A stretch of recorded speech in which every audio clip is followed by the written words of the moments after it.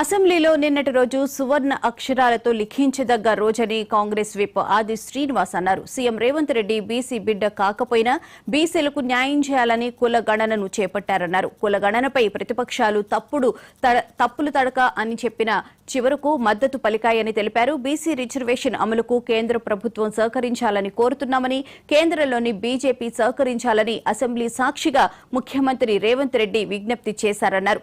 Kamareddy declaration కు కట్టుబడి Congress party 42% రిజర్వేషన్ల అమలుకు కృషి చేస్తుందన్నారు. సహకరించిన అన్ని పార్టీలకు, మా పార్టీ మంత్రులకు బీసీల తరపున కృతజ్ఞతలు తెలిపారు.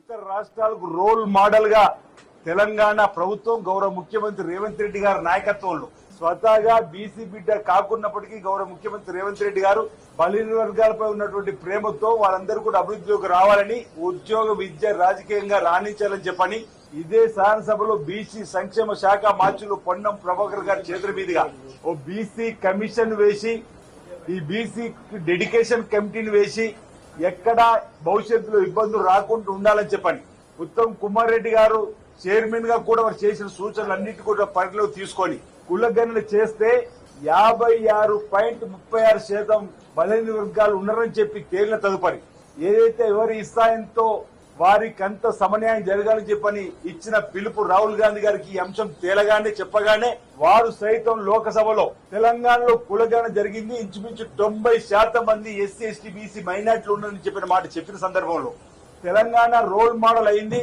బలహీన వర్గాలకు సంబంధించినటువంటి బిల్లు 42% రాజకీయ ఉద్యోగ విద్య పరంగా ఏదైతే ఇవ్వాలని చెప్పి తీర్మానం చేసుకున్నాం. ఇది మా జీవితం ధన్యమైందన్న మాట. బీసీలకు సంబంధించినటువంటి ఈ చట్టం తయారయ్యే సమయంలో ఈ సభలో మేము ఉండడం అనేది గర్వంగా ఫీల్ అవుతూ ఆనందంతో నిన్న రోజు కూడా చెప్పడం జరిగింది. ఇతర రాష్ట్రాలకు రోల్ మోడల్ గా తెలంగాణ ప్రభుత్వం గౌరవ